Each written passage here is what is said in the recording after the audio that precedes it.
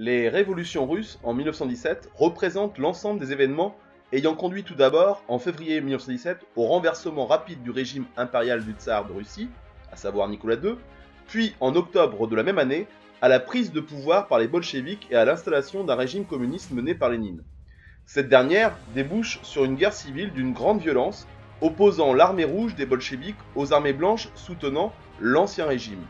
Le conflit est accompagné d'un effondrement de l'économie russe, qui avait débuté pendant la Première Guerre mondiale et d'une famine particulièrement meurtrière. Elle s'achève par la victoire des bolcheviks et par la naissance d'un nouvel État, l'URSS, l'Union des républiques socialistes soviétiques. Revenons tout d'abord aux origines de la contestation. Avant 1917, l'Empire russe était un régime monarchique autocratique. En effet, le tsar avait un pouvoir quasi absolu sur l'ensemble de son empire. L'industrialisation de la Russie est en retard par rapport aux autres pays européens de cette époque. L'économie dans son ensemble reste archaïque, ancienne.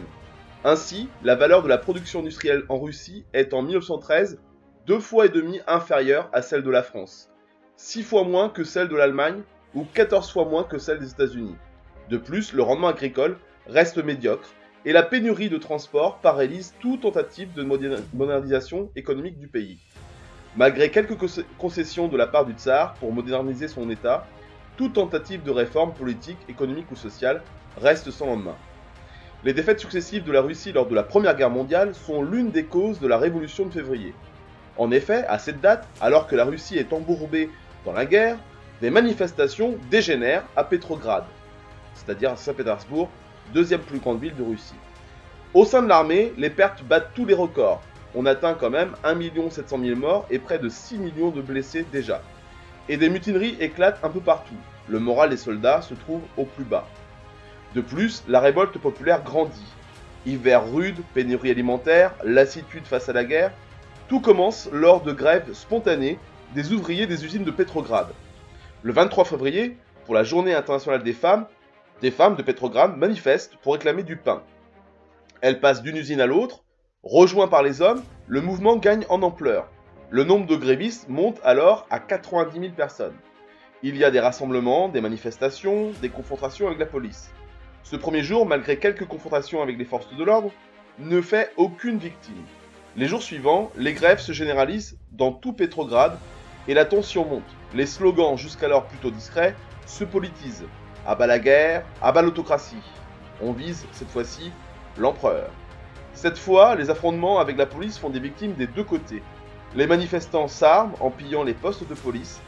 Après 3 jours de manifestation, le tsar mobilise les troupes de la garnison de la ville pour mater la rébellion. Les soldats résistent aux premières tentatives de fraternisation et tuent de nombreux manifestants. Toutefois, la nuit, une partie de la troupe rejoint progressivement le camp des insurgés qui peuvent ainsi s'armer plus convenablement. Tous les régiments de la garnison de Petrograd se joignent aux révoltés. C'est le triomphe de la Révolution. Sous la pression, le tsar Nicolas II abdique le 2 mars 1917.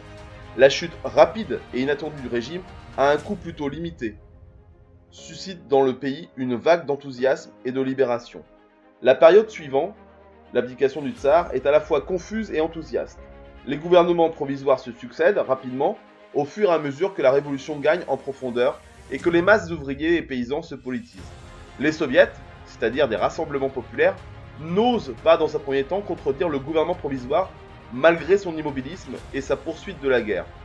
C'est dans ce contexte mouvementé que le petit parti politique bolchevique est repris en main par Lénine, c'est-à-dire Vladimir Ilitch Ulyanov, revenu de son exil en Suisse et qui souhaite pour son pays des réformes plus radicales, influencées par les idées de Karl Marx, liberté, disparition de la propriété foncière, partage des richesses.